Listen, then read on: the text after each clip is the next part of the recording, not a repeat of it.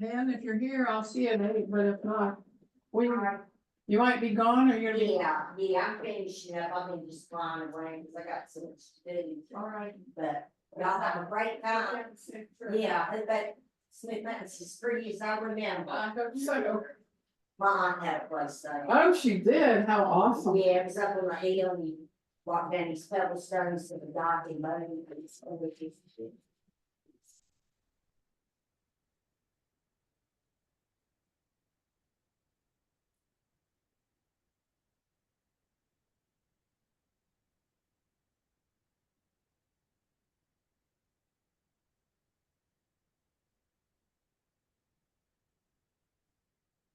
Hi.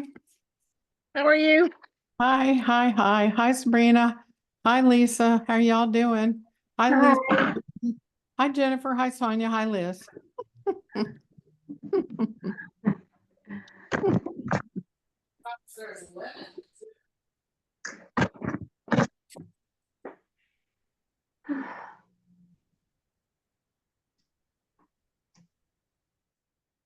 And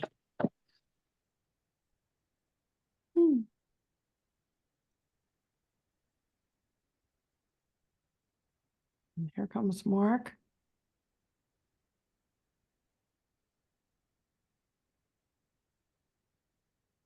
Hey, Mark.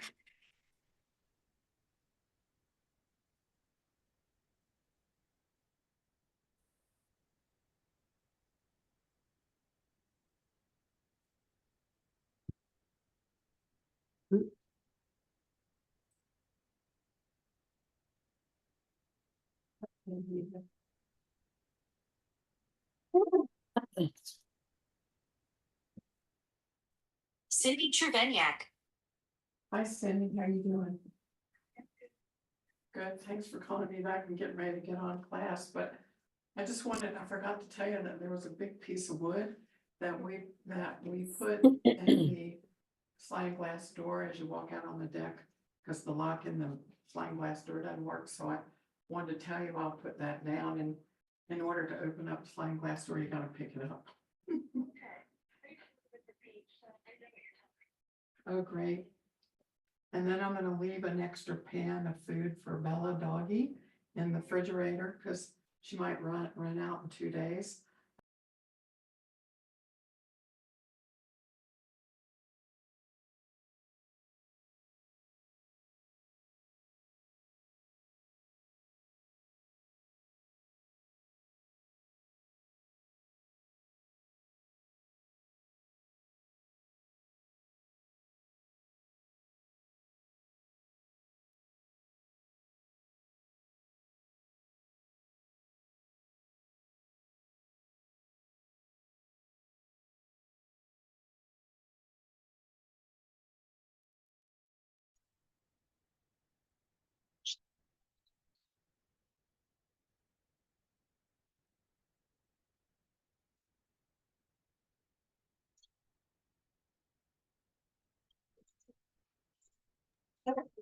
And who is going to sing tonight? Do we have any volunteers for an audio singing performance?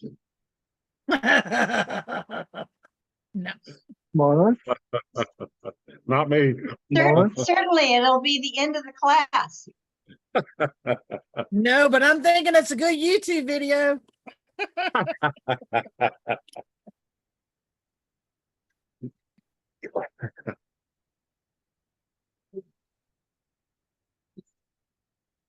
Karen, I muted you while you were off there.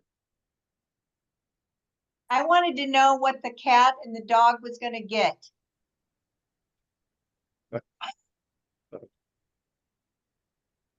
You're on mute. Karen, you're on mute. The cat and the dog, I had to give her instructions about the cat and the dog, and she likes to sleep on a red Afghan at nighttime, you know, all those critical details. So Funny. anyway, yes, it is. All right, so hi Matthew, how you doing? Hi Luann. Hi Liz. Hi Mark. can you hear me, Karen? I can hear you. Are you off the boat, Matthew?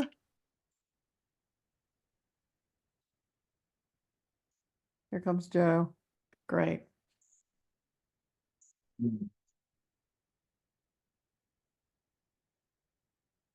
Hey Joe.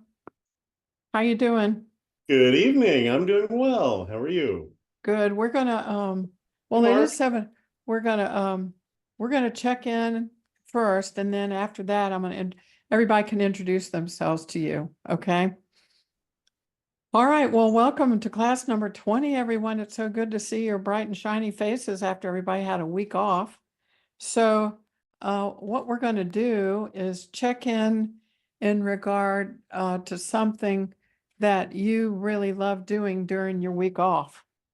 So I'm going to check in as just doing gardening with a lot of my plants that were starting to die on my porch. So I needed to get them in the ground. So I was happy to have an extra day to do that. Okay, Lisa Seeds, what about you? Well, I spent my week trying to finish up my bathroom that we are tore all the way completely apart. And new subflooring, new flooring, new walls, new toilet, the whole shebang. So I spent my week grouting and sanding and cutting and whatnot. So Awesome. Is it done? no. Okay. We still have a vanity to fix. Okay. You didn't forget the water pipes though, right? Oh, honey, I knocked those off and had to replace them myself. Thank you very much. Okay, Sabrina, what about you? Well, my mom is here. She came in for my second surgery. So anyway, we got to go to see the fireworks together for the 4th of July.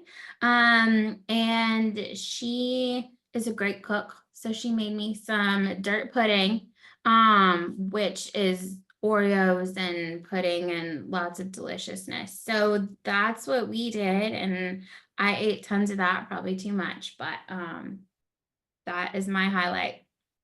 Would you please put the contents of dirt pudding in the chat so we can all look at it, please? Oh my gosh, yes, I will. Oh, totally awesome. Okay, Lisa Nowicki, what about you? Well, we went to this really good Chinese restaurant on the 4th of July. We went with a couple friends and it was really spicy and a lot of sweat going on. So that was the highlight of the 4th of July. I don't think I even looked out for any fireworks, but it was like 150,000 people that were supposed to be at the fireworks display. So we avoided that. Right. Yeah, just ate Great. Chinese food. Okay, thank you. Okay, Jennifer, what about you? Well, first of all, I felt kind of strange not being in class last Wednesday. So on Tuesday, I felt the need to let everybody know that Lisa and I had worked on our projects, our presentations a little bit, and that you specified only 80% of the class needed to complete said tasks. So I volunteered as tribute, if anybody knows the Hunger Games, to sit back, watch, and still get full credit for doing the project. Because I'm one of the 20% that'll just sit back and do nothing. I got better. I finally went to the doctor and I got some steroids and some antibiotics, and I'd been sick since the last time we had met. So anyway. You have my blessing in that, Jennifer. Yeah. Yeah, if you want to sit out, I bless you. Thank you. I'm glad you're feeling better, Jennifer. Yay, yay. All right, Liz Densley, what about you?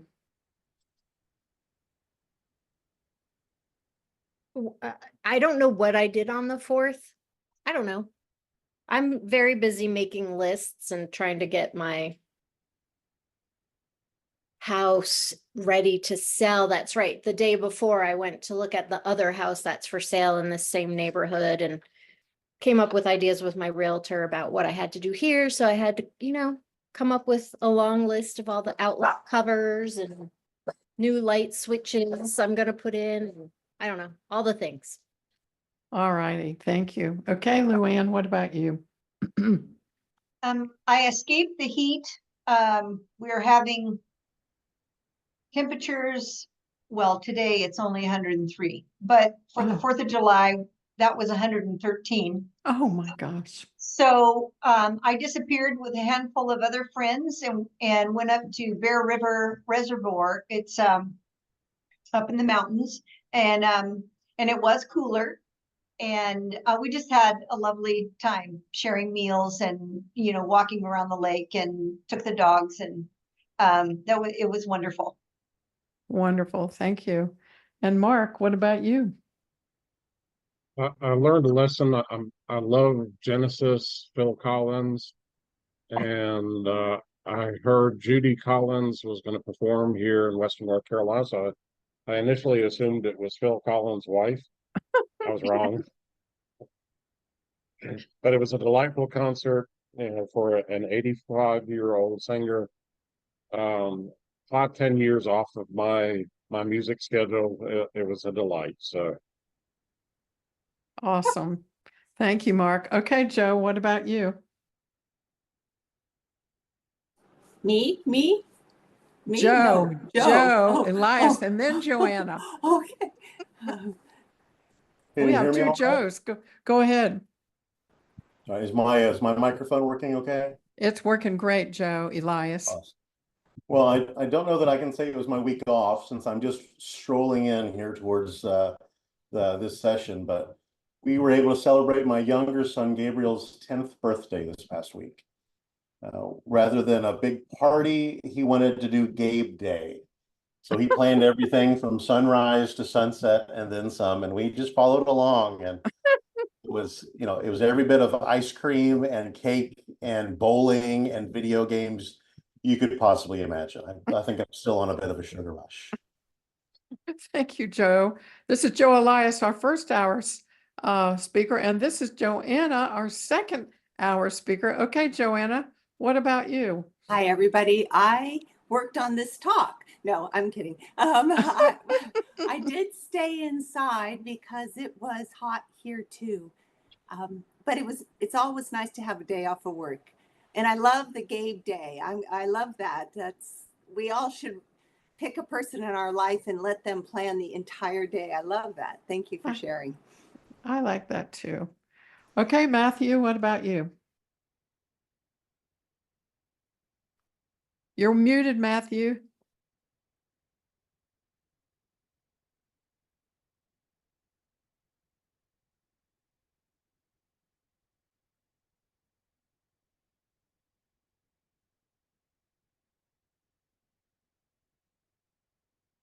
There it is. Sorry. I'm trying You're to do this. there. I'm trying to do this from my phone. So 4th of July was the day I came back. So the whole day was flying. And it was actually kind of cool because I was watching the TV on the plane coming back from Athens, and they were doing 4th of July live all through the country. So I just watched fireworks for hours and got home about midnight to Albuquerque, and my whole neighborhood gets together and does this huge firework thing right in front of my house, which always makes me really nervous because I'm afraid they're going to just blow my house up. But I walked kind of in the straight of that, and so it was good. It was very good. So I told most of you I caught a cold while I was over there. I actually caught COVID really bad, Oh. and so I'm recovered. I just had a negative test yesterday, thank God, and I just had to drive to a conference in Dallas. I'm in Dallas today. So Wow, Matthew, welcome back from Greece. thanks. It was a fun 4th of July, though, just to sit there and watch it just all happen below you. It was really cool. Very cool. Thank you. Okay, Sonia, what about you? Well, I spent the week trying to get things caught up. So Matthew, you're in my territory now. You're in Dallas, right? So Yes, I am. Yep. I'm at the Yep. Weston and South Lake. yeah. But I just spent the week getting prepared because we're getting ready to go to got a couple presentations we've got to do with Columbia University. And so anyway, me and my sister Taloa, that's what we worked on this week. So I'm just trying to Awesome. play catch up, answering emails. Just needed a Thank break, you. and it was a good break. Thank you. Thank you all for your exciting experiences over the 4th of July. Now we're going to let you introduce yourself to the speakers. So you know the drill. Say your name, say what state you're from, and say why you're taking this course. And here we go. All right, Miss Sabrina, who are you and where are you from? I'm Sabrina Serif. I am not from Arkansas. I live in Arkansas, in North Central Arkansas in the Ozarks. We do not have a lot of resources. I am trying to be the person that fills in some of those medical gaps in the area. But yes, I'm excited to help patients in my area. and looking forward to owning my own business. Amen, sister woman. Okay, Lisa Nowicki, what about you?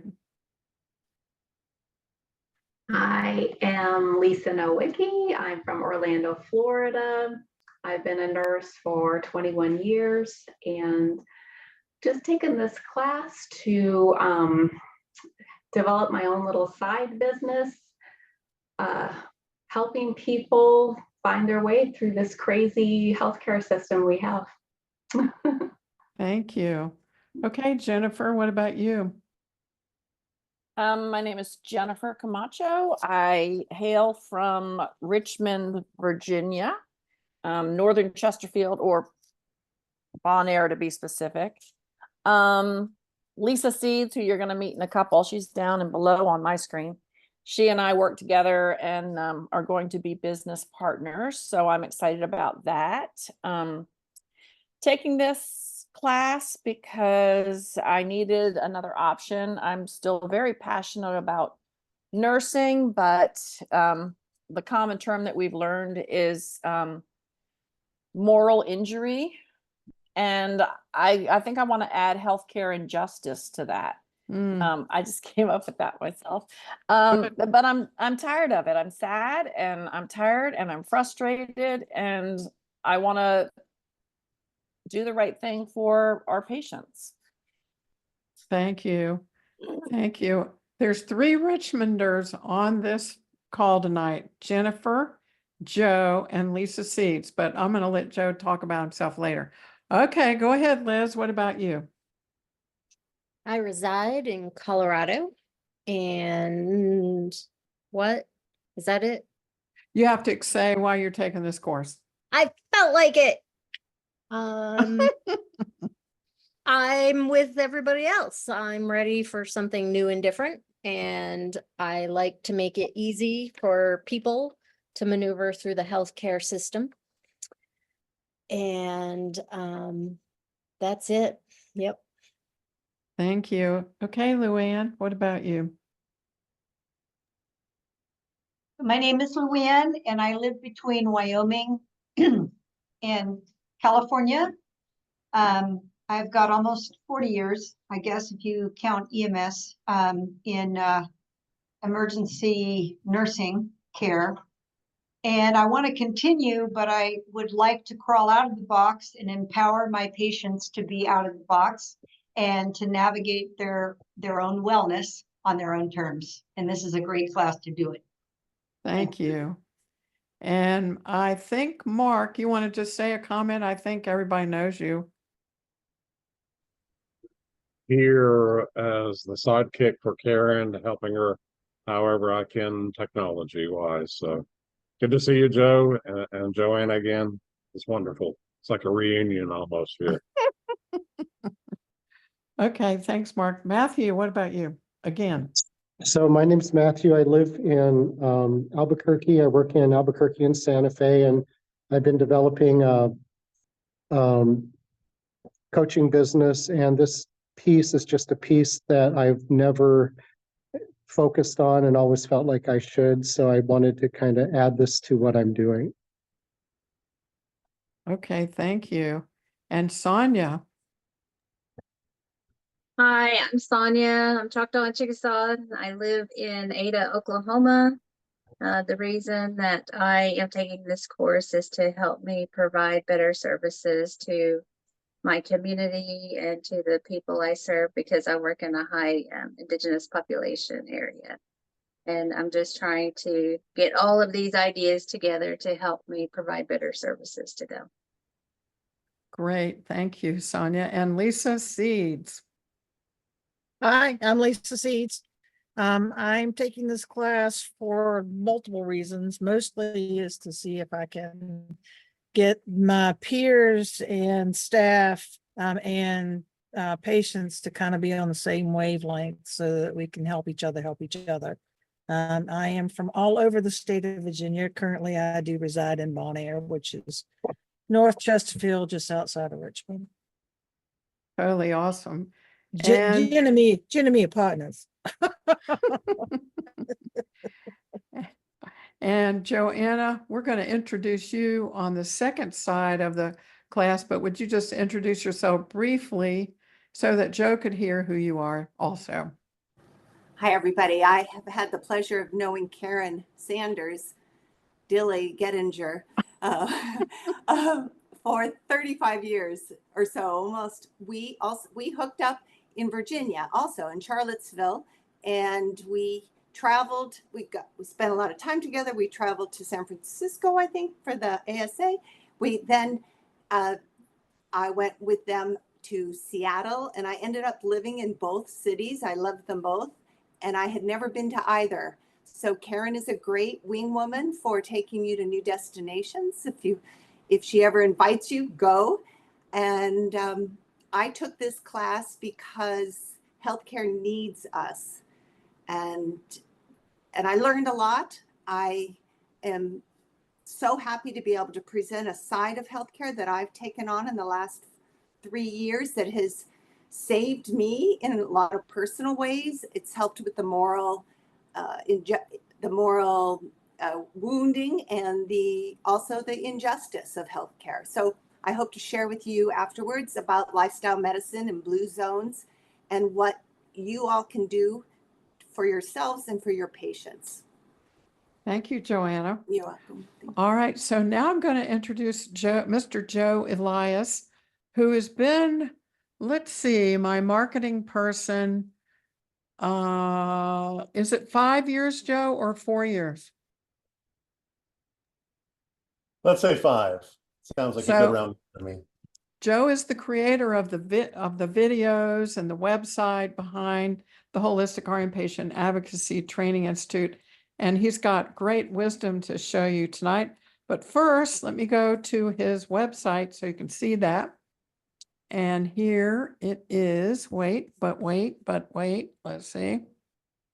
Here it is. Let's get this out of here. And here it is. Here he is. So he has something called the Evergreen Machine. And a lot of you, when we were texting back and forth, you were using the Evergreen app as students back and forth. So he is the creator of that. And he has done incredible things with his website and with Ever. And I love his language. I love this. Aren't you tired of dealing with pushy salespeople and terrible support? Yes. So what can we do? Quite a bit, actually. This is his conversation. Optimize your website for local patients looking for you. Never miss a message. I love that.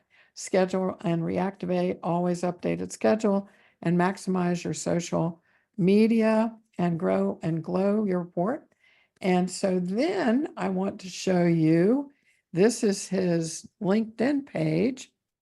So this is a little bit about him, and wanted to tell you that his business is the Evergreen Marketing Machine, and he's been doing all kinds of marketing with a lot of different things over these last many years. And I guess you could say to me, he's very genius-like.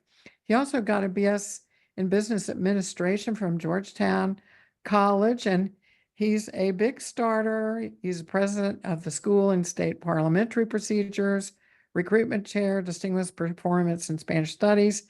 He's just very accomplished and very smart, and he is an extreme extrovert. That's what I would say about Joe. Would you say that's true? And I rely on him heavily. Really, I do.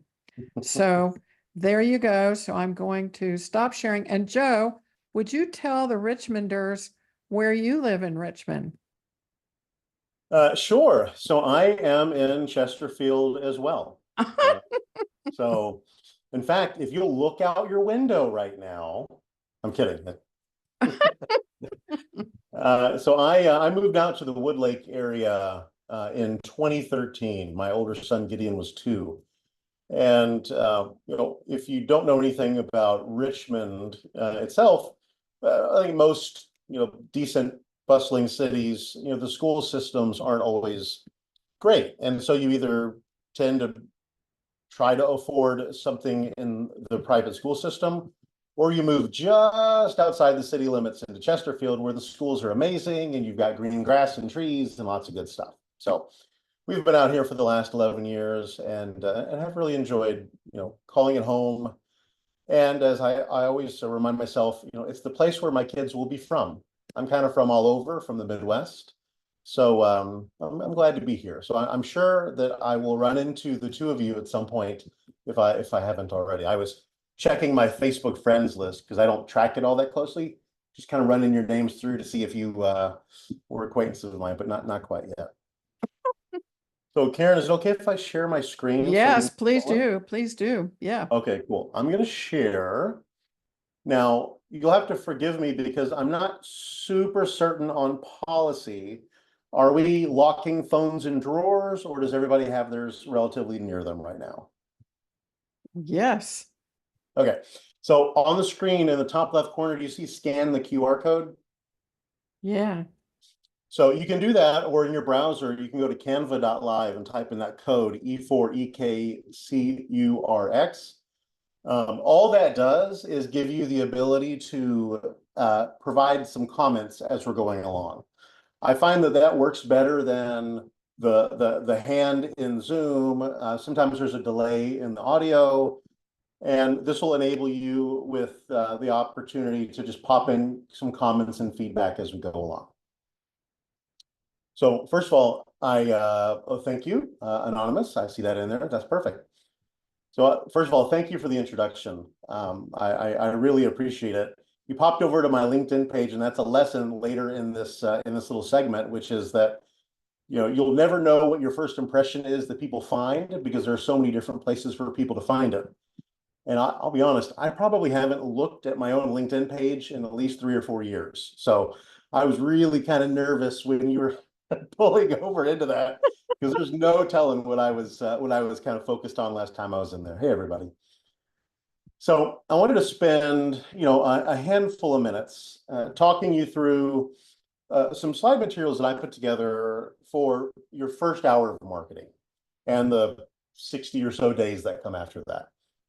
I've been fortunate in that in 2008, I was a middle manager at one of the largest companies on the East Coast, Circuit City. And on a Friday afternoon, I and everyone else in the company was let go, fairly surprisingly.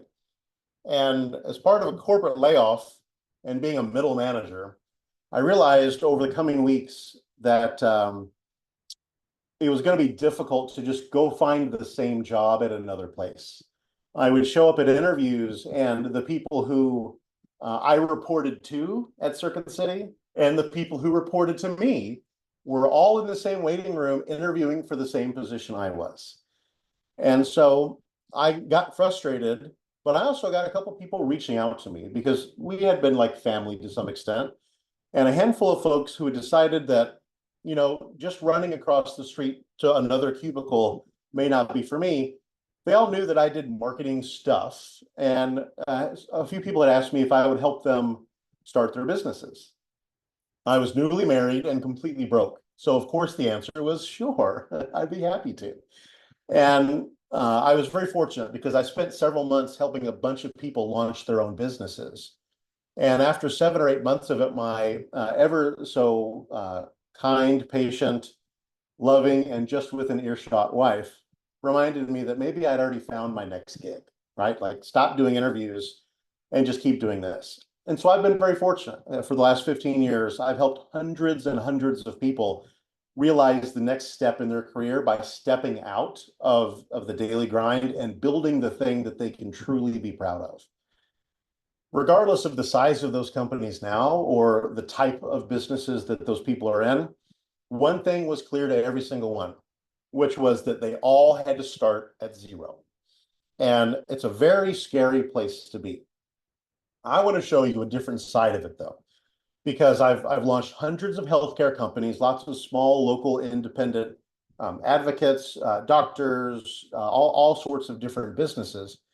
And the framework that I'm going to walk you through is exactly what has helped them build, scale, and grow. So I think I've introduced myself enough. My main focus in my business with the Evergreen Marketing Machine is to help people just get going quickly and kind of build as we go along. I think without that little extra push, sometimes we can sit around and actually, I had to remind one of my clients this morning. I had to stop him and say, Russ, you're rearranging deck chairs on a submarine right now, buddy. Like, this feels like a lot of busy work. It's not going to do any good. We need to move forward. So I want to show you how we do that. How do we actually get started when it's time to build a new business? Because just like the position I was in when I got started with my company, I'm willing to bet that none of you have a round of angel investors already booked and an office downtown with a 10-year lease on it and an appointment with an interior designer to pick out some really nice chairs and just the right shade of orange for the walls, right? We're going to kind of build this as we go. And I want to show you exactly what that looks like from my perspective. I want to talk about where you're at right now, a few keys to success, and then some very specific deliverables and action items. And by the way, there's nothing in here that you can buy from me. There are no coupons anywhere. I love the opportunity to come and share some thoughts and ideas. So ask as many questions as you want. I will not pivot and say, you can find that in my book when you order it today. That's not going to happen. Okay. So I'm just curious right now where everybody's at. I really want to know, how are you feeling on a scale of 1 to 10? I guess there's a 0 in here. I got a 0 the second or third time we did this, so I've added it in. But just let me know if you're on with Canva Live right now. On a scale of 0 to 10, how are you feeling about getting ready to launch and start bringing in business for what you're preparing to build? I see a 5. Another 5. Okay. We got some midliners. That's good. A 7 from Jennifer. Okay, that's good. No 0s or 1s? Good. All right. Well, what I wanted to cover at this point is just some reassurance that this can be frightening to some extent. Even 15, 16 years in, there are plenty of times when I worry myself into a hole or into a dark corner. And we all have days like that. And the great thing is, every day ends, right? The sun comes up tomorrow and all that good stuff. So whether you're at a 0 or a 5 or a 7, there's an opportunity to be someone's hero. And in healthcare, this is something that I frequently have to remind a lot of the professionals that I work with, is that you all are in a really unique spot. When I was looking for different types of businesses to work with, I looked at landscapers, I looked at bakeries, restaurants, all sorts of different things that I knew was in demand, and they all have customers. Goldsmith. What's that? Oh, I thought I heard something. Sorry. I think it's really unique in that you all truly get to be somebody's hero. The work that you do can fundamentally change the trajectory of not only a patient's life, but everyone involved in that patient's life as well. Navigating the maze of healthcare at any level, whether it's a quick trip to urgent care or settling in for months upon months of we don't know where it's going to go. There are challenges with all of those different levels of care. And I mean, I can think, in my own mind of different times I've ended up in the hospital. I've ended up in the emergency room with family, with myself. And I almost always think of one person who did something that they probably don't even remember. In fact, if I had videotape to play back for them all these years later, they probably would argue that it wasn't them in the picture. But they did something that was so important to me or to our family at the time that it showed us that things were going to be okay. It helped us understand something that we felt in the dark about. And so as you build this business for yourself, know that it's not just for you. I mean, there are a lot of people who need what you do and what you're going to do. And, you know, you're not pushing something on people they don't want or need. In many cases, they don't even know what you do yet, right? You are the best kept secret in healthcare. And when they discover what you're capable of, and more importantly, what they become capable of by working with you, it's going to be really, really easy to find the kinds of people that you really want to work with. So I'm curious, you know, when we look at keys to success, I'm sure you've probably been, you know, on YouTube and on Google and on Facebook and hopefully not TikTok, but looking for business tips on kind of how to get started. And I'm curious, you know, shout them out, pop them into the Canva live chat. What do you think are some of the most important parts of marketing while we're getting ready to affix this hat of a new business owner? And I've actually got pen and paper. I'm going to write it down. Any ideas?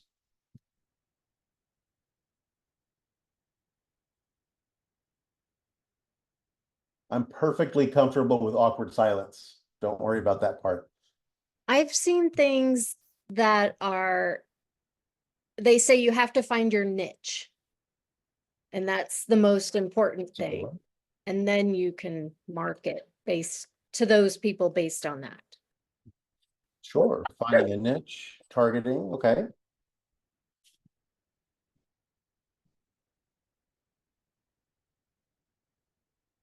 Let's see. I see a couple coming in. Word of mouth.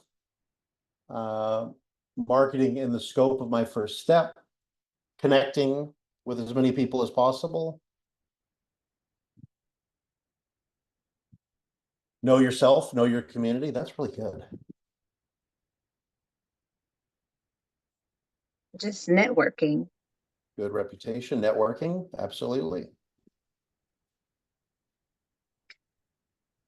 So we had spoken one time about what we would do if we were going to do a class or an information session, you know, to kind of reach the population, where to advertise, how to advertise, where to hold it. And in the area that Lisa and I are targeting, and we've kind of narrowed down that we're going to look more towards the geriatric population, I would truly look for restaurants where they frequent, where they kind of populate certain times, certain days. I had mentioned that I would do an in-service, having, you know, hors d'oeuvres or, you know, snacks, whatever, at a place. And when my husband and I go out, I kind of take notice to what the population is that the restaurant is serving. So I would target those areas. You know, we have some places around here that gear towards the elderly and activities, or you know, different things that they can do. And I would probably try to target those areas, those places. Gotcha. Okay, that's great. Sounds like a really good excuse to go out and eat whenever you want to. Researching the field. We're seeing who's out there. I like that. I think these are all really good. In fact, I don't really see anything on here that I disagree with. You know, there are lots of apps and services and online marketers and people, and you know, I think overwhelmingly from the marketing world, I think the thing that you'll probably hear is the thing that they're offering is the most important thing, right? The social media people say, well, you need 15,000 followers and 5 influencers talking about you every day. Or the search engine marketers will tell you, you need to show up #1 on Google when someone's looking for you. Or the video marketers will tell you, you need a really good 30-second reel and, you know, several 60-second clips that talk about what you're doing. You need to do lots of video. And, you know, all of those things are actions, and those are tools. And, you know, just like going to a hardware store, You know, we were mentioning earlier bathroom renovation.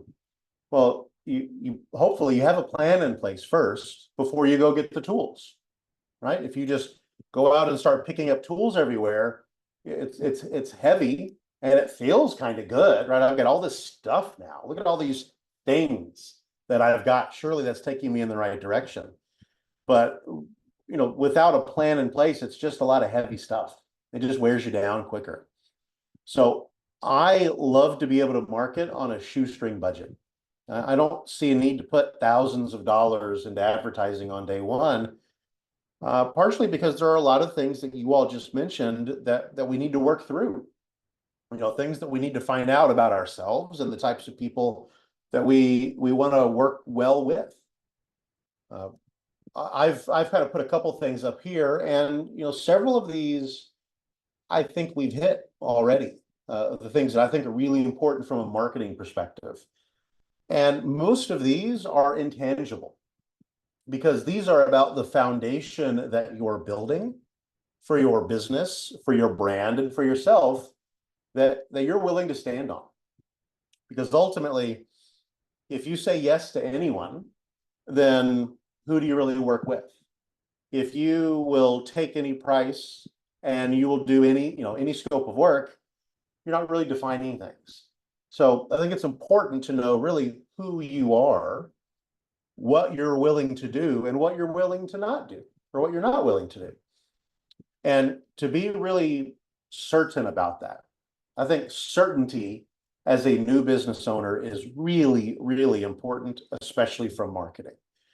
Because I've been in many, many networking events and business lunches and chambers of commerce where I'll hear a tax accountant get up and they say, well, my name is Paul and I'm a tax accountant and I own my own business and I work with people who take money from customers. Neat. That doesn't really give me any insight into whether I want to work with this person. And I understand the concern, early on, right? That when are you going to get your first yes? And to say no before you hear a yes is really scary. Because what if the person you're turning down is the last one who ever even makes an offer? But if you're really certain about your capability and what you are prepared to do for the people that you're going to help, then it becomes much easier to do the things that we've already talked about, to find a niche, right? To identify targeting, to build meaningful connections with folks, to know really who you are so that people can get to know you.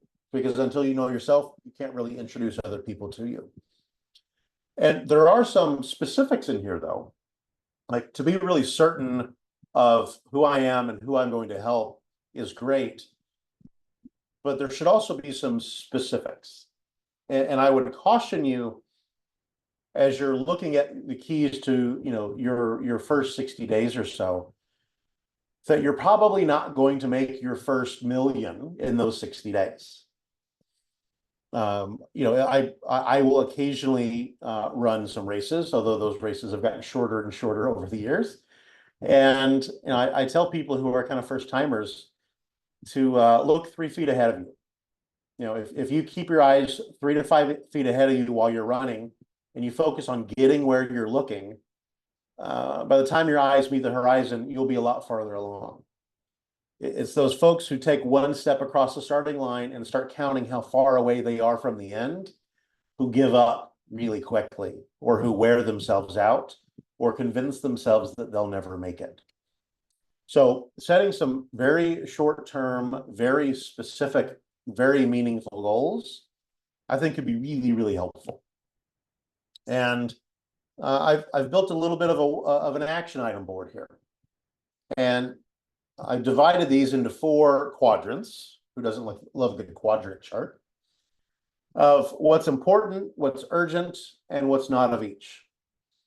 And the legal beagles out there will thumb their nose at me for putting, filing your business paperwork under not important but urgent. At least here in Virginia, it's relatively easy to get a doing business as filing. And so I've operated under a handful of different things over the last 15 years. I filed my LLC and then my S Corp later on. And I got that going.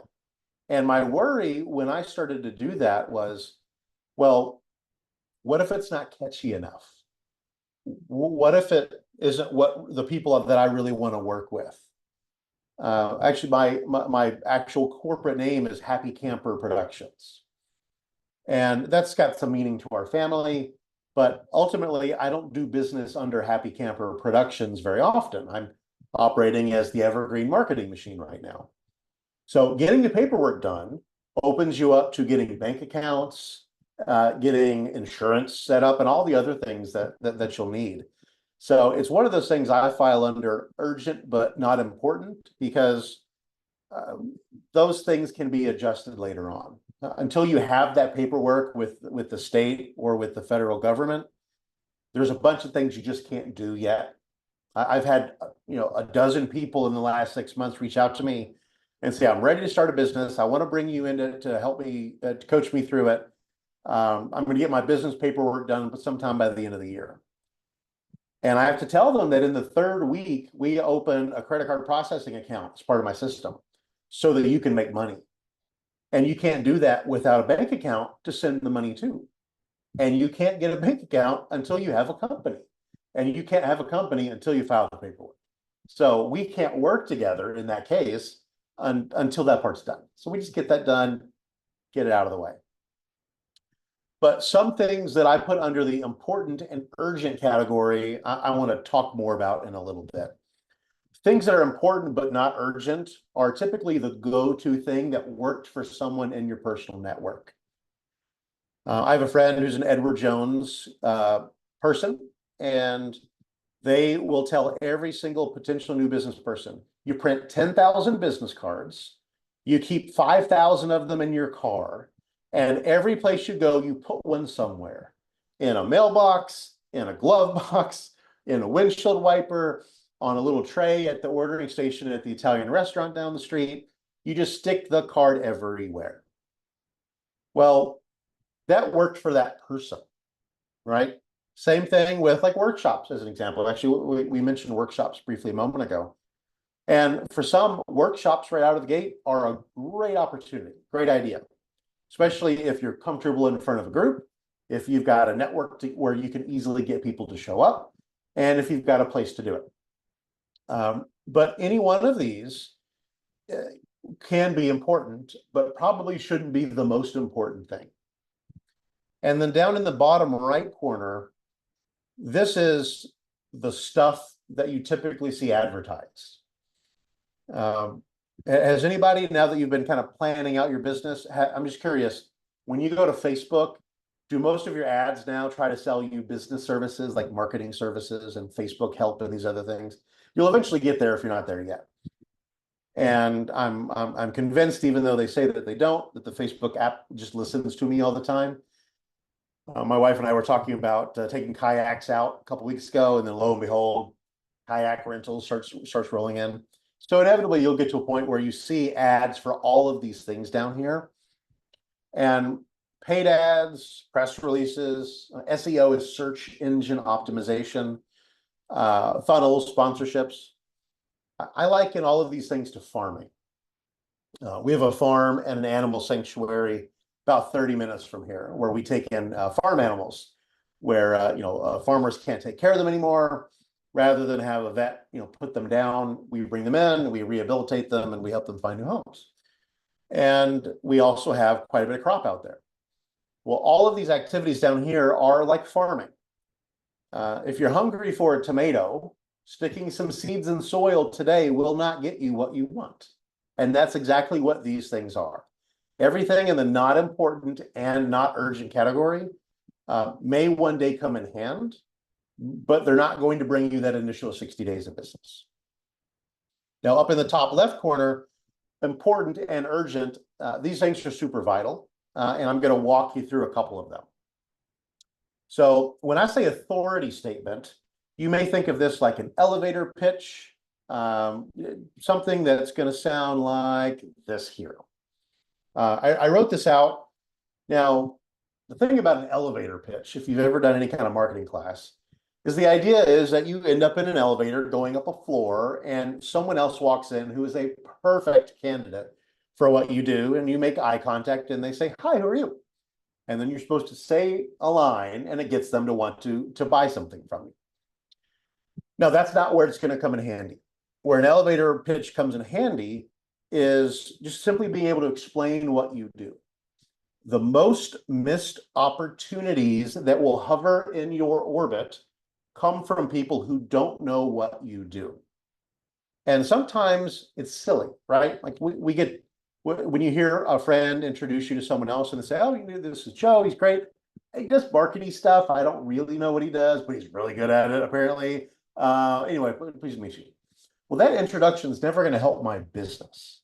So I've got to be able to whittle it down to something really specific and really memorable. And so this is one that, feel free to grab it. You're welcome to use this or build on it or write your own. But this needs to become reflex as quickly as possible, because you will encounter people in the grocery store, in a parking lot, throughout life in all sorts of different places, where you're going to need to be able to say this or something like this. And it's going to be really important that you can explain it. So I liked this one, and this is after like 50 versions. But I like the idea of, I'm specializing in guiding patients and their families through the complex healthcare system so that you can get really personalized and compassionate care all along the way. Like that part, and I might even end it there as I'm getting started. The second part is really how I do it. So the first part is who I am, or who I help, and how I help them. I help patients and their families find the care they want. And then I do it by blending traditional nursing with holistic practices, et cetera, et cetera, et cetera. But this is super duper important, because the more you can refine this and practice it and get really good at it, the more effective all of your marketing activities are going to become. People will be able to understand who you are and who you help. If I were to say this first sentence, "My name is Joe, I'm a holistic art and patient advocate, and I help patients and their families navigate healthcare so they get the best care possible." That resonates with people. And then when they hear from someone else, "Oh, Mom's in the hospital right now, we're really not sure what to do," I can connect that person with this phrase relatively easily. So this is super, super important and super, super urgent, that at some version of this, you can speak to what you're doing. It'll change over time, but start with version 1. Does that make sense? Good.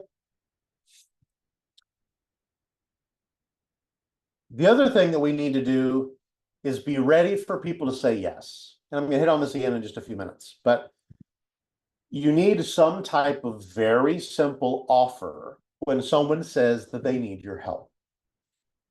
And pricing is another conversation, but I recommend getting started with a free consultation.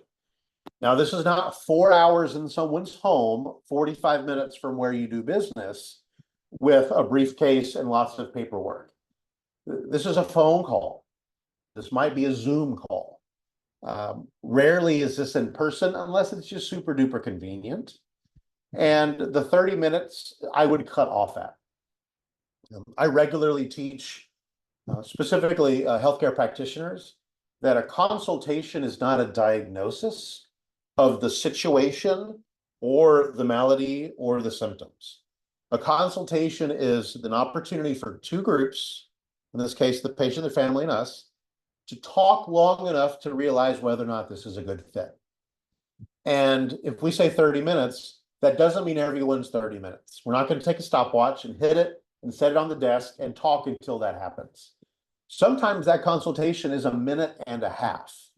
"Oh my gosh, I can't believe I found you. This is the situation. Actually, that's exactly what I do. How do we get started?" But in the beginning, when you've got opportunity in your calendar, an initial consultation is an easy way to get around the question of, well, who are your references? Who can I talk to who's worked with you? Because it lowers their guard. Later on, once your calendar starts to fill, I think it absolutely makes sense to put a price on this so that you can make sure that you're finding the right people. Because when you've got reviews and testimonials and videos and stories and narrative to explain to people who you are and who you've helped in the past tense, then we get more value right out of the gate. But for right now, an initial consultation under 30 minutes is great.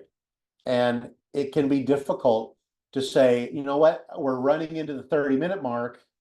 We kind of need to wrap up. Well, I had one maybe more question for you. That can be a challenge because you feel like you might be pushing someone away. There's nothing wrong with leaving them wanting a little bit more. After all, they're going to hire you to work with them. And so we want that. If we solve all of their problems and fix everything during a free consultation, the business won't last all that long, right? So this is an opportunity to get to know them, let them get to know you, and just figure out how this is a good fit. So way back on my first slide, 27 minutes ago, keep in time, I promised the first hour of marketing. This is exactly what that is, okay? I promise you, this will take you less than 60 minutes if you don't have your phone playing Wordle, if you don't have the TV on in the background, if there's not someone sitting across the table from you at Starbucks. If you're in a quiet space and you've got your computer in front of you, do exactly this and get it done. And I'm going to skip to the last step here. When I use the phrase, remember the MVP, I'm talking about a minimally viable product. We don't need a 50-page, highly designed interactive website. My very first website for my business was my photo, my phone number, and bullet points of how I help. And that's all I needed. Later on, I grew it over time, but that allowed me to help people understand who I am, how to connect with me, and what I can do. So go to GoDaddy or someone else, but they're really easy to work with. Spend $10 and buy a domain. This is your web address. So mine is theevergreenapp.com. I will warn you about this though. Don't get too creative here. It has to be easy to say and easy to spell. You will be spelling it a whole lot, okay? You will be putting it on cards. You will be writing it out for people. The shorter, the better.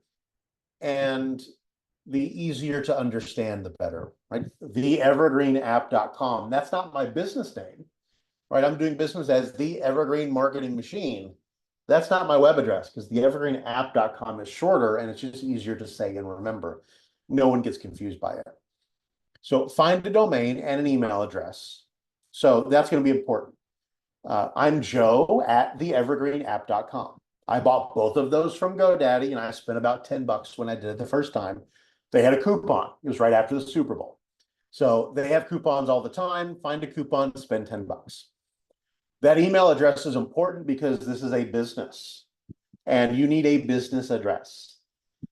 Specifically, if you have HIPAA requirements, you need a two-factor authenticated email address, which simply means when you log into your email, it will text your phone a code you have to type in. GoDaddy does that, and it's super cheap. You don't want, Joe Bengals fan 39 at gmail.com to be the address you're sharing with people. That's what I give to my friends, and that's not my email address anyway. I don't know why I came up with that, but that's not my email. I have a business email address for conducting business. So let's do that. $10, 5 minutes tops. And if you put a web domain in and it doesn't work, they'll come up with suggestions for you. It's really good about that. Soon as that's done, as soon as your email is set up, go to google.com/business and create a Google My Business profile. It's free and it takes like 4 minutes to set up. This is what shows up if you get your phone out and you search for like a nearby Italian restaurant. All those search results that show up on the map come from Google My Business. You are going to want people to find you locally. Now I know what you're thinking. I don't want to put my home address in there. I don't want people showing up at my kitchen door thinking that they're walking into my practice. There's a toggle when you set it up to say, don't share my address. So if you're in like the Richmond area, like I am, you can say, I have a service area and it is a 30-mile radius from Richmond. You can set it all up. It's super, super easy. Please do that, because as people give you reviews, which is our next step, those are going to show up on Google. People will skip businesses that don't have Google reviews because there's no trust inherently built in.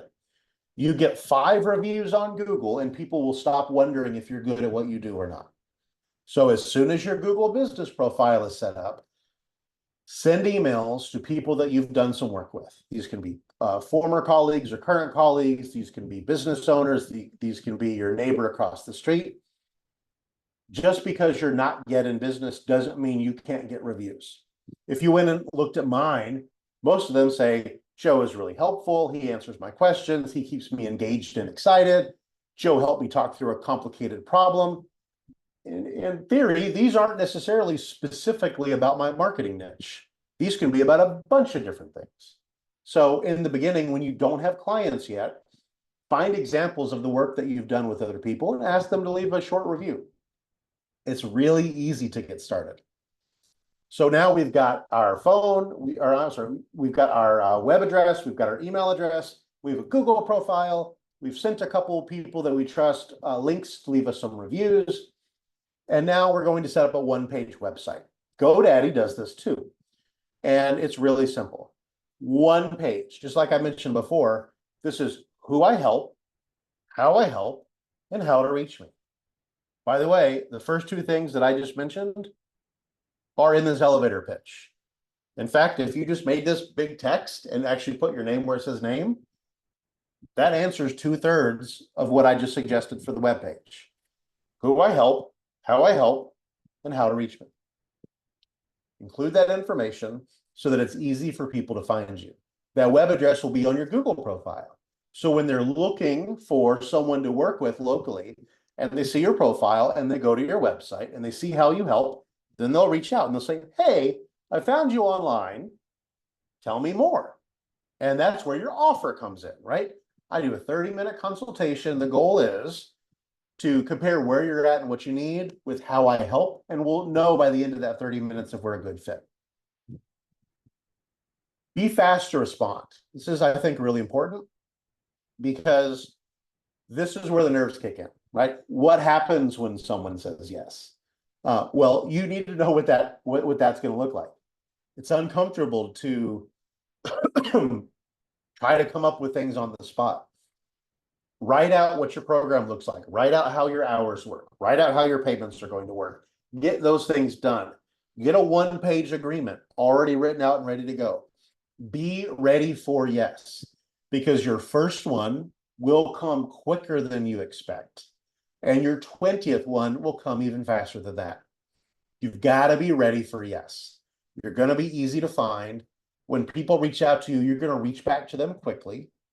And by the way, that response does not have to be a 3-page missive, a deep dive into the history of our inpatient advocacy and how you began this journey. Sometimes the answer is, I'd love to talk to you. How's Tuesday afternoon? Give them something specific. But when you go into that consultation, be ready for that yes, so that even if it is the first one, they don't need to know that, and they shouldn't feel that way. Your answer to let's do it shouldn't be, really? Oh, hold on. Let me get my camera and take a picture of you. Wow. Okay. Hold on. Let me think. Paper. We don't want that, right? We want to be ready for this. So that's our first hour.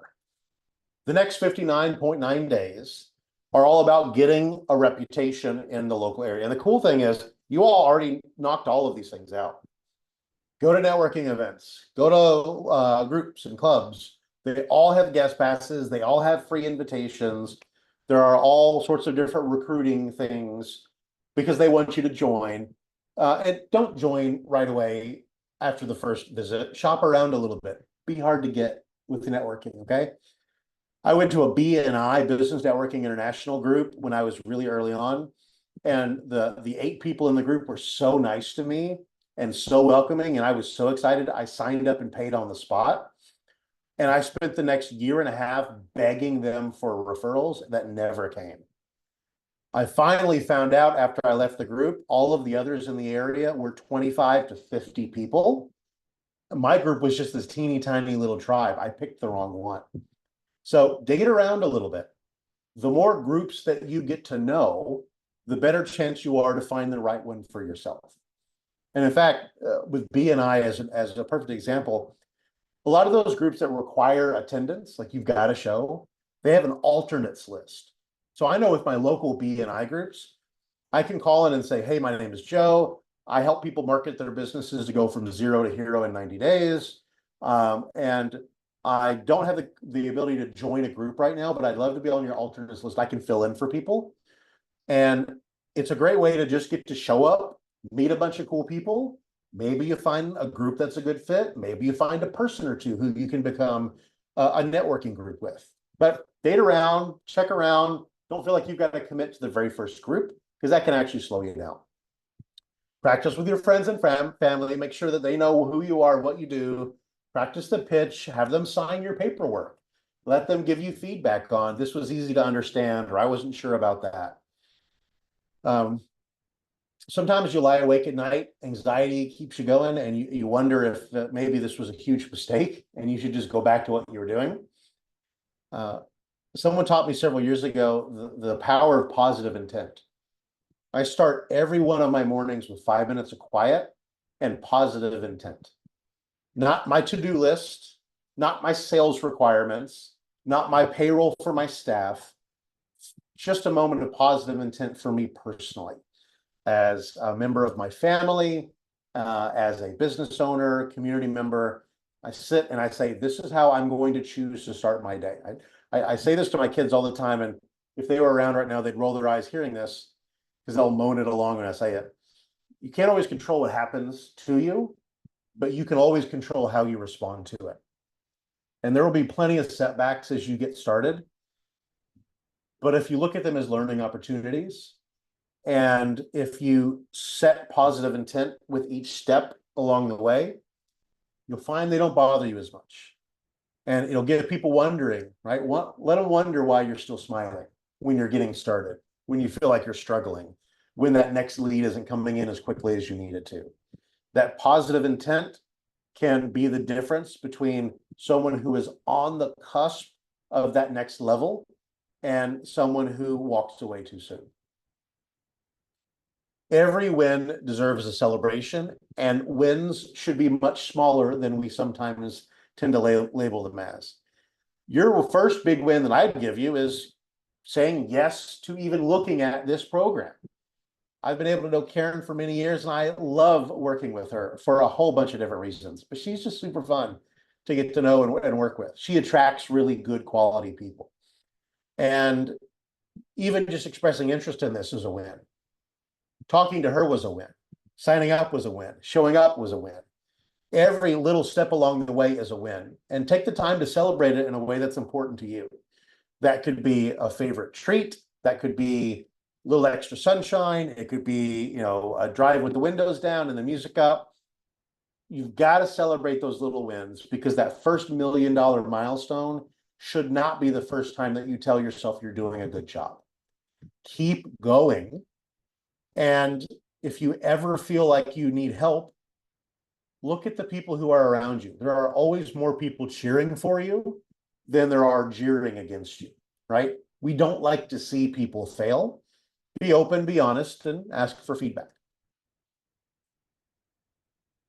Now I'm on that really self-involved slide where I put my photo up, like it's really important for some reason, but this is my contact information. Like I said, I've got nothing you can buy from me, and there's no coupon codes to GoDaddy, even though I mentioned them 39 times for some reason.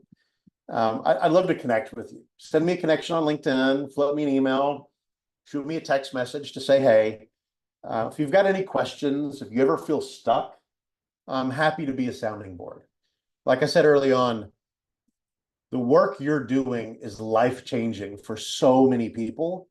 I would do this all day long if I had the opportunity.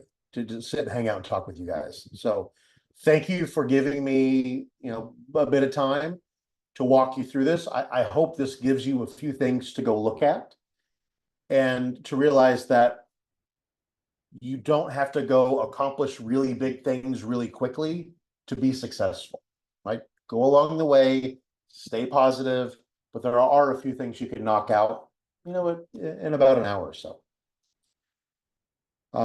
Karen, do we have time for questions? I want to be respectful of your agenda. Sure, why don't we ask, anybody have any questions for Joe? Let's stop sharing, Joe, so we can Sure. take a look at everybody. Any questions for Joe? Thank you for doing a great job of distilling that into just a few steps. That's great, Joe. Thank you.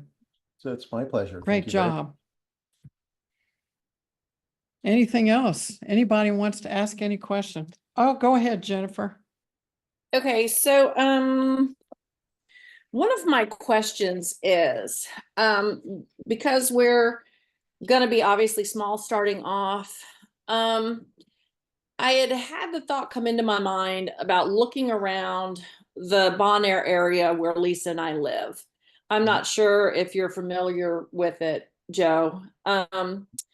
But what if we find a smaller business, see if they have a desk to rent, a small office space, so that we don't take on the entire overhead, but we have a positive business address where we could have things sent. Lisa and I could work still, with locked up files in and out of our cars, in and out of our homes, whatever. What is your thought on that? I think that's a really good idea. I would caution you to go as small as possible. There are some co-working spaces around that tend to offer a mailbox where you can, receive things, and generally they'll have some type of a locked space that you can use your own as well.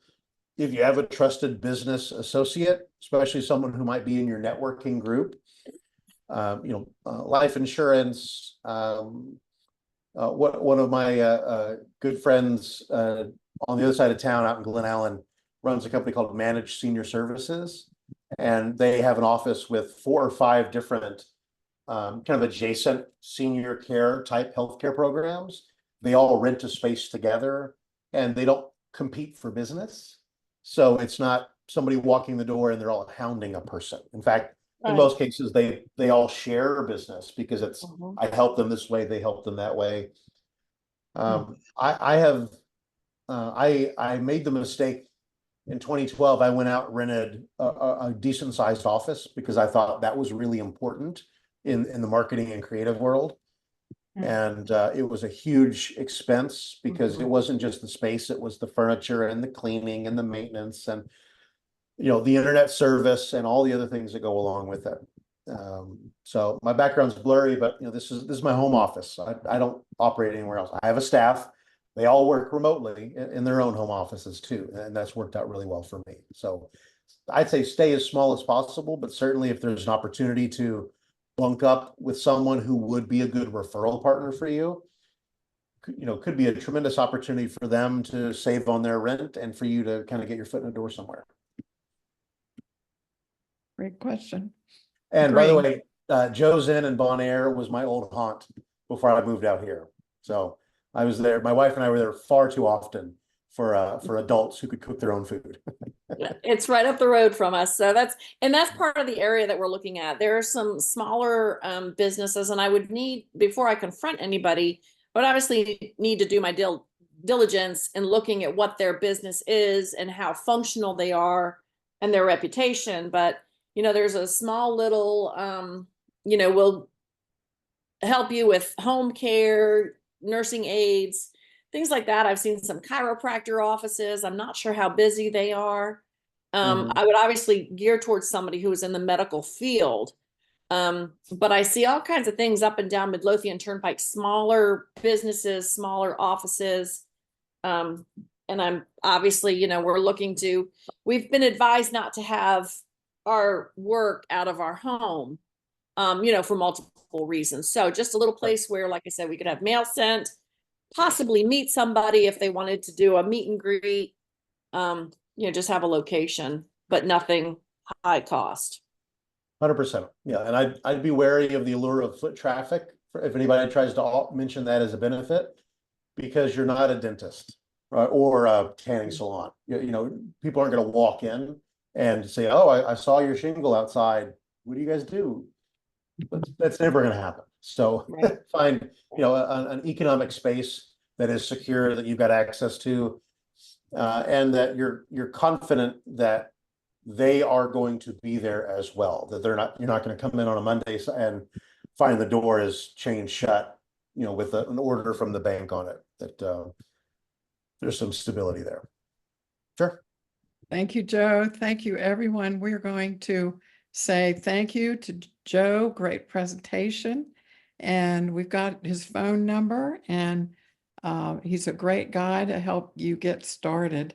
So we're going to say thank you, Joe. It's 8:15. We're going to take a 5-minute break, then come back at 8:20. And Joe, I'm going to be talking to you next week about something we talked about a couple of months ago. Okay. Yeah, sounds good. I'm looking forward to. I'll be out in Kentucky visiting some family, but just let me know what day you're around. I'll Okay? send, great. Okay. Bye, Pleasure Joe. talking. Y'all Thank take you. care. Okay. Thank Okay, you. bye. Bye. Thank you. Bye. Okay, so you all 5 minutes, and we'll come back at 8:20. We're going to make it 4 minutes. We don't want to cut Joanna out. Okay, 5 minutes. 8:21. Okay. Good. We have a full Yay. screen. Yay. Okay. All right. All right, so I'm going to introduce you. Are you ready for that? Yes. Mercy me, oh my. Yeah, exactly. Okay. Oops, Okay. no, wait, how do I go backwards? Let's see. The backward key. Oh, there it Okay. is. Okay.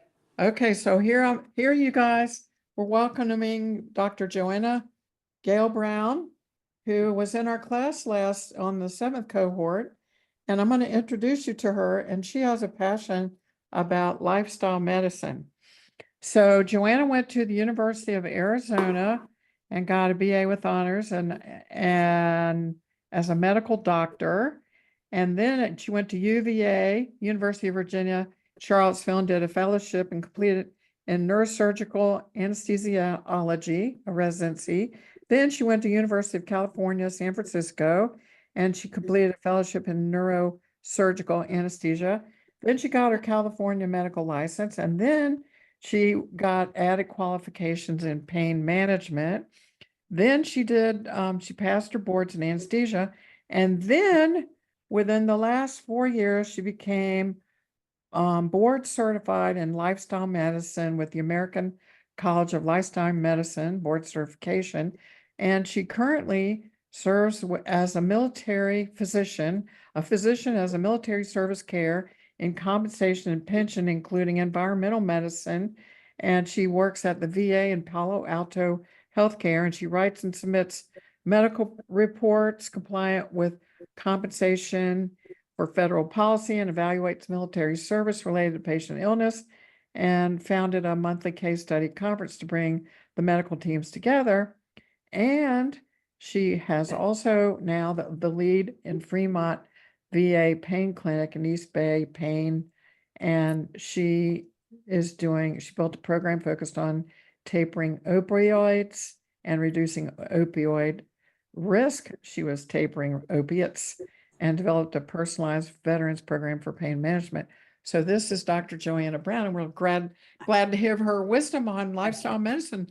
Hit it, Joanna. All right, everyone. Karen, just help me through this in terms of you can see the slide. Yes, and it's you can hear me. beautiful. Okay, terrific. Well, thank you for the introduction, both of you. Yeah, there's some gorgeous slides here. I'm not the photographer, but I want you to enjoy this. I'm going to talk to you all today.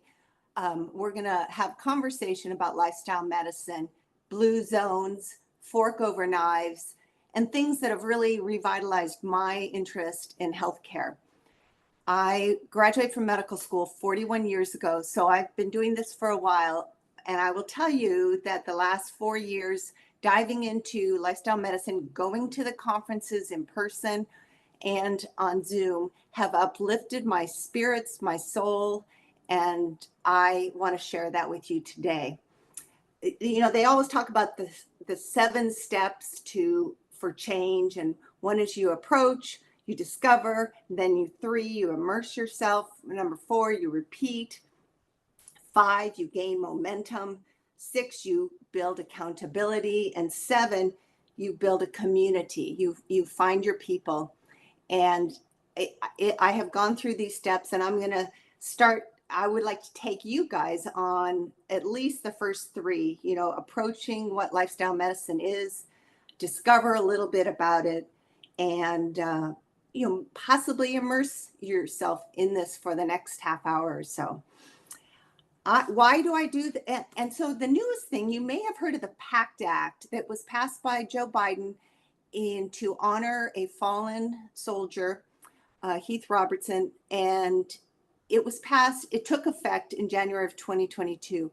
And there is a whole effort now in environmental medicine, toxic exposure medicine, and how we can address veterans that have been injured by toxic exposures. And we'll talk a little bit about that. And I am we haven't done any of the care, we've just done the evaluation. So through my work at the VA, I'm proposing that we apply lifestyle medicine tenets to these people that have toxic exposure medical problems.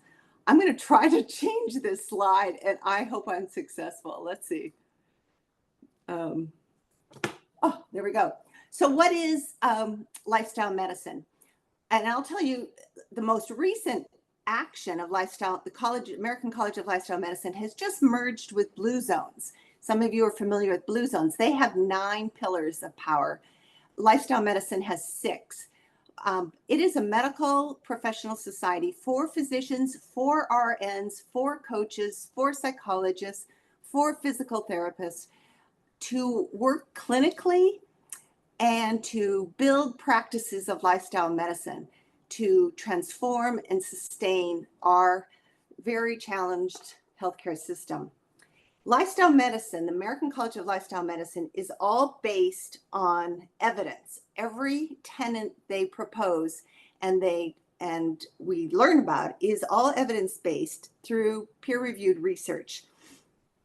Their goal is to treat and even reverse chronic diseases and replace unhealthy behaviors with positive ones. And there's 6 pillars, and we'll just dive right in. Okay, let's see. Boom.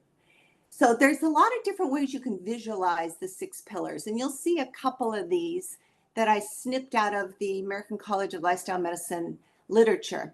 Healthy eating, physical activity, managing stress, forming meaningful relationships, getting good sleep, and avoiding risky substances. And when we could have a half hour on each of these 6 to dive down a little deeper, but we're going to do this approach and a little bit of the discover in terms of lifestyle medicine today. And you might ask me, why do I do this? I do it to help people feel better about themselves. I mean, at the end of the day, to feel good about yourself, the underpinning of that is health and vitality. And that's why I do this. And that's why Karen is so generous to let me speak today. I just think that we all, even if we improve how we feel about ourselves and how we feel, 10%, it's worth it. I'm going to share one of my favorite VA doctors that is, he's one of the senior statesmen in American College of Lifestyle Medicine.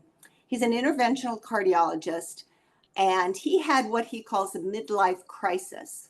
He works out of the Tampa Bay VA, and his midlife crisis was literally, he tells the story about how one day on the phone with his wife, he just said, who's also a physician, I can't do this anymore. I'm seeing the same patient. I'm seeing patients over and over, the same profile of patients. I have to reevaluate my approach to interventional cardiology. So he went down deep in traditional medicine and disease treatment medicine. And he has come around to American College of Lifestyle Medicine. He's very involved, and he's a advocate for sure of these principles of plant-based nutrition and lifestyle changes to optimize your health. He actually has on his white coat, it says, let's see if I have that. So he has on his white coat, the carrot or the stent, you pick. And that is actually embroidered on his VA white jacket. And Dr. Reddy is quite a character. And this was someone that knew him. When I asked him, tell me a little bit about Dr. Reddy, he said, you know, that he basically gives patients an option. He says, do you want to go down the lifestyle medicine approach, or do you want to just go to the cath lab and get this done? So one of the other senior statesmen, which we'll talk about a little bit, is Dean Ornish. Maybe some of you have heard of Dean Ornish. He has actually proven and gotten Medicare to pay for lifestyle medicine, a big class, I think it's 12-week class, to reverse coronary artery disease and improve ejection fractions and cardiac function. And apparently Dr. Reddy is also a really good cook. A date avocado chocolate mousse does not sound as good as a dirt pudding, but I say I'll take that as a good second. So we're going to go through the lifestyle medicine pillars and dive down a little bit deeper to each one. And the first one we'll tackle is, and Karen, if I start going, if going too long, just let me know, okay? Okay. Okay. So the first one is whole food, plant-based nutrition. And this is probably the place to start. That's the easiest place to start because we can all understand what that means. And as somebody recently said to me, which I thought was, I wish Joe was still on here because he would love this. He said, whoever put the S in fast foods was a marketing genius. So take the S out, and that's what you get with our fast food, whole infrastructure of fast foods. So here's just a little simple list to things that you want to eat plentifully, things you want to eat less, and where you fit on this continuum is highly personalized. I will tell you that one of the things that got me interested in pursuing this myself is in 2020, at the end of 2020, my A1C was 5.8. And so I started on this lifestyle, literally this page of lifestyle medicine, eating more on the left, eating less on the right. And in 6 months, it dropped to 5.3. And my last one was in February this year, it was 5.1. And this just shows you the reversibility of things. I was teetering on the diagnosis of diabetes, and this just shows you the power of lifestyle medicine. And if you want to help people learn the power, I sometimes think it's good to tell your own personal story. So I overshared a bit with you, but there you go. We as Americans and as a consuming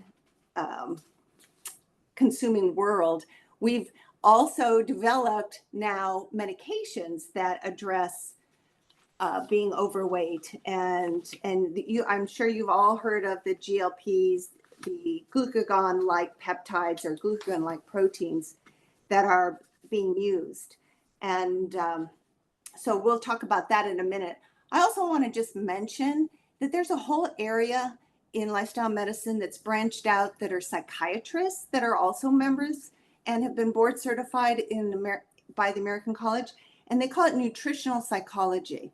And they have that could be a whole other talk on how beneficial just lifestyle changes and nutritional changes are in psychiatry.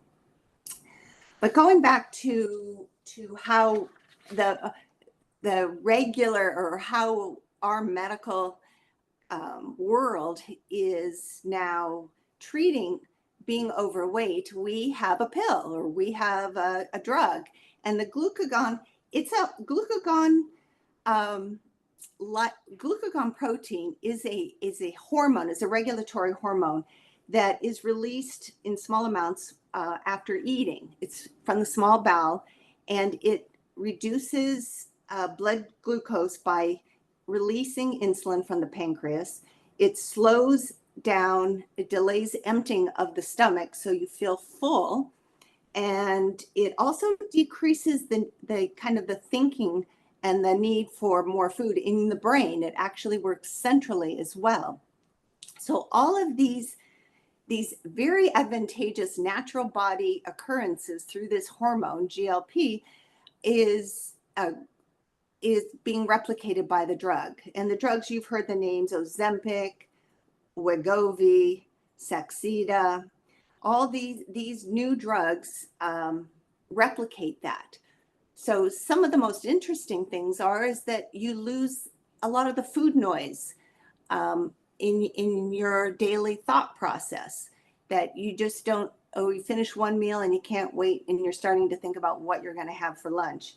So that whole, even neurologically, even at a brain level, this drug has an effect by just replicating what our body does. One of the reasons we don't produce this hormone as much is we don't eat high fiber foods as much anymore. We don't stimulate our small bowel to release this. And one of the kind of the, poor man's Wegovy or Ozempic is to eat a lot of fiber, is to get that gut stimulated to produce this natural hormone that will slow the gastric emptying, will decrease your brain's desire for more food, and will release insulin to lower the blood sugar. So, excuse me, Ozempic has been approved to be paid for by insurance for diabetes. If a patient carries the diagnosis of diabetes, they can get insurance to pay for it, but you have to be over a BMI of 27 and have comorbidities, or over a BMI of 30 to get insurance to pay for it. Now we have Wegovy, which is the same drug. It's semaglutide, and it is now been approved for weight loss. And you can anticipate about 5 to 20% weight loss. The average is about 12. And it also decreases hunger, decreases cravings in the studies that have been done and in patient populations. They do say that you can take it for about 3 months, and it's a 1 shot a week process. And if you haven't reached 5% weight loss in those 3 months, it's probably not going to work for you for whatever reason. It has been, you'll love this, it has been approved as a lifelong drug. It is contraindicated in pregnancy, and there's really no data about lactation. So it is something that if we put all the people in the United States on this drug for a year, it would be over $5 trillion. If we did that in 2025, it would be over $5 trillion. So it's been a blockbuster drug for Eli Lilly, for it's elevated the entire, it was a Danish scientist that discovered it and initially patented it. It has elevated the entire economy of Denmark. There's also, you might have heard of Saxida. It's the daily injection, and it's like, it's semaglutide-like, it's liraglutide. It's a cousin, but it's the same effect. And for some reason, it's given, the shot needs to be given daily. They're going to come out with a pill, you know that, pretty darn soon. There are other medications that suppress hunger. You might have heard, I'm just going to quickly go over them, Contrave, which is naltrexone, and bupropion, 2 kind of antidepressants and a drug that we used for opiate addiction and to counteract, as you've heard, counteract the fentanyl overdoses. And then the other one is called Qsymia. I have never had a patient on this. It's an amphetamine, phentermine, and topramate, which is a anticonvulsant. So those are kind of the medical model for weight loss. And then of course there's surgery, which is hopefully very rare. It's getting rare now with these new drugs. Now, if you live in Hollywood, you can probably get this drug just if you're 10 pounds overweight. I don't know anyone that has taken it, but you certainly hear about the Hollywood people. The next pillar, oopsie. Sorry about that. Okay. I was worried about doing this. Let's see. Okay, Karen, can you, let's see. I don't know how to go back. Oh, let's see. I don't, No. oh, are you going Did that go backwards? back? Did that go back? It looks No, like, it's yeah, going you're forward. going Oh, backwards. Yeah, am I? yeah, because you were on Oh, stress good. management. Oh, thank you. Now you're going Okay. backwards. Yeah. Okay, physical activity. I'm just going to make one more comment about diabetes since it's such a prevalent condition amongst Americans, in that there is a lot of studies now that show that it is possible to deprescribe diabetes medications with lifestyle changes. And that is one of the goals of lifestyle American College of Lifestyle Medicine, is deprescribe hypertensive meds and even reverse insulin resistance and reverse diabetes. So just to throw that in, it doesn't sound, the drug companies don't want you to think that, because they want these diabetes drugs, again, for life. They want them to be lifetime drugs. Alrighty, so physical activity is the second pillar. And sorry, this slide doesn't show as well, but these are things just to pick out your favorite things. The blue zones people like to talk about moving naturally, gardening, going up and down the stairs in your home, cleaning out the basement, moving naturally. And American College of Lifestyle is a little more in concert with the CDC, which recommends 150 minutes per week of moderate activity, which is 30 minutes a day, doing brisk walking, mowing the lawn, like riding bicycles, playing some tennis. And then you get kind of double credit for vigorous activity. Let's see, what else do I have to say about that one? There is a lot of guidelines for activity. There's they talk about SMART goals. They talk about what's your goal, and then how are you going, and then the 5 A's: assess, advise, agree, assist, and arrange. So if you're a lifestyle medicine RN and you're seeing a patient and they want to do more activity, then you can go through these steps. First, what's your goal? Okay, 150 minutes per week, documented. So let's assess, what your choices are going to be and what you're interested in. And then if you're ready, and then the next would be advise. Okay, do you have a safe high school or community college where you can walk around the track, or is there a bike path you can walk on? And then you agree. You can put it in writing, or you can just agree. And then how can you assist them whether it's through coaching and calling them once a week and getting them to email you their weekly schedule. And then, you do a follow-up appointment. So those kind of goals, and then the 5 A's of assessment can be used for a lot of the lifestyle medicine aspects. And then the next area, let's see. Okay, these are just a little bit more things that you might think about doing. If you want to get involved with walkwithadoc.org, that's a fantastic, we have that at the VA, and we rotate, and a doc will walk with the employees. We have 95 acres at VA Palo Alto. So they do walk, I think it's 3 days a week, but there's also community organizations. If you Google walkwiththedoc.org and put in your zip code, you can find groups that walk on specific days and times. Sure.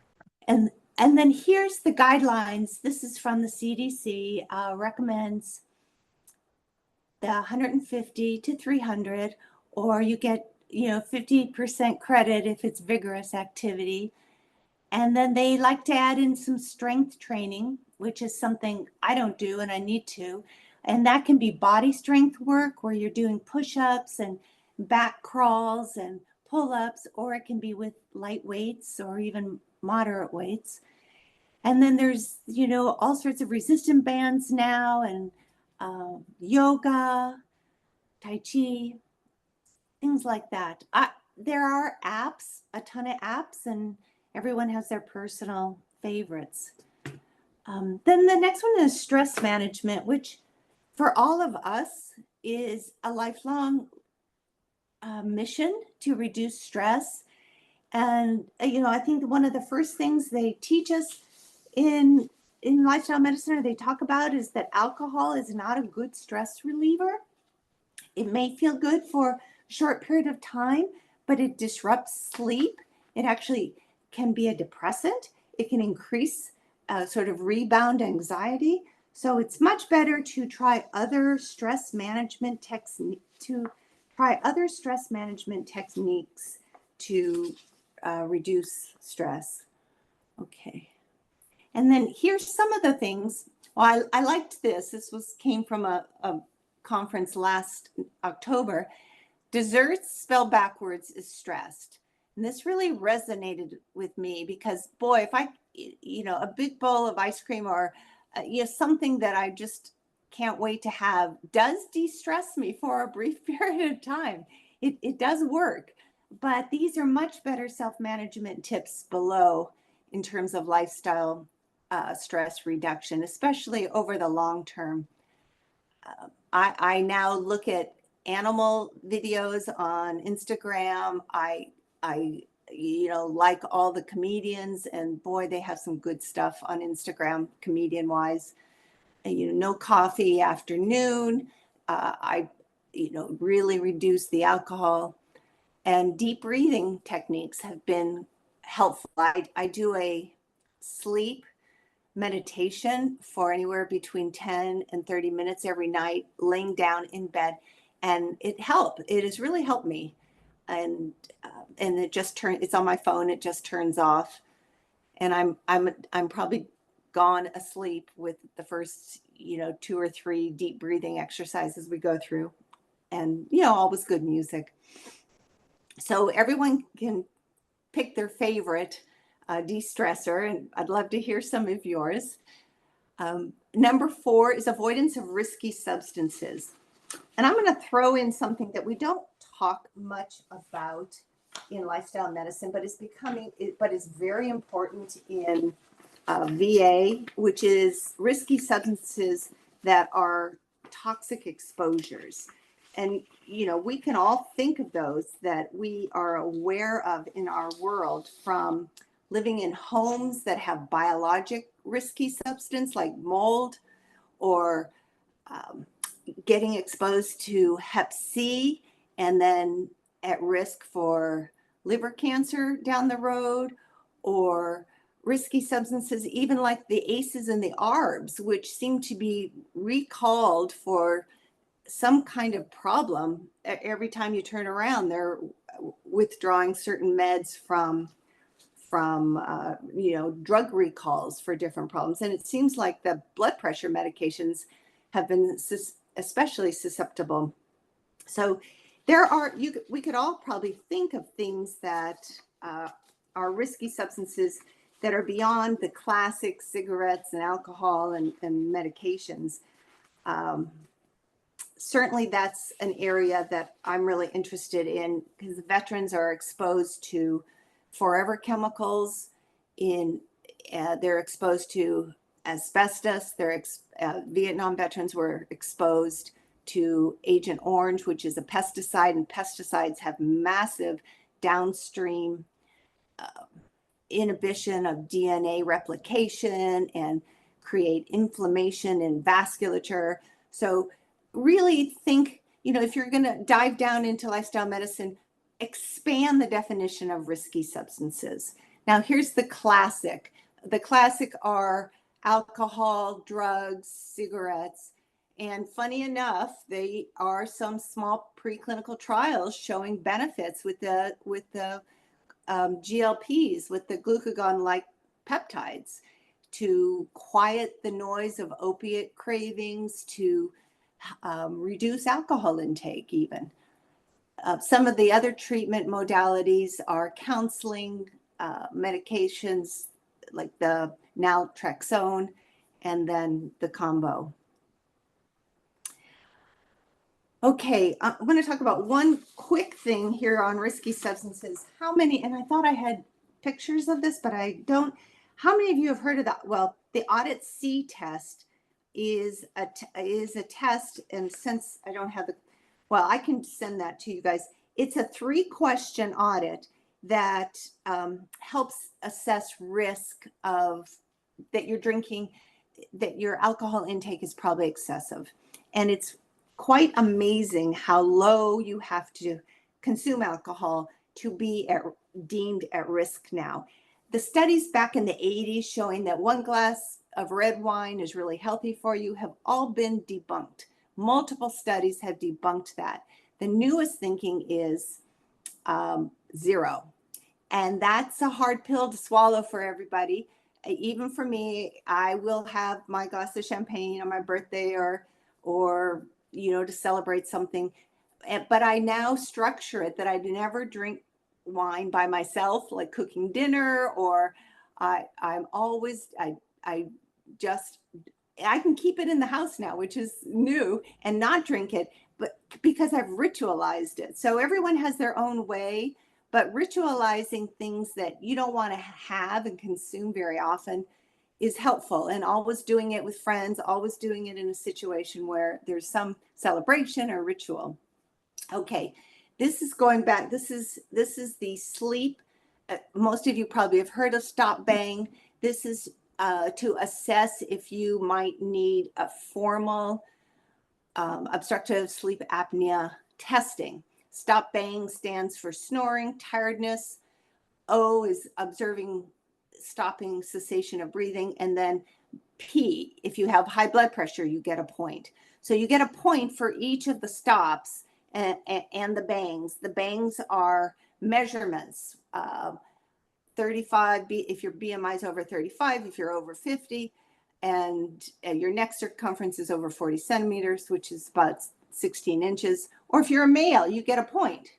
So just getting equal to 3 or over is now considered a need to refer for a formal sleep testing to see if you might benefit from treatment for obstructive sleep apnea. We definitely, breathing at night we've realized now it's so important. The veterans get service connection at 50%, which is about, it's like $1,000 a month if they have obstructive sleep apnea that started in service or was due to service.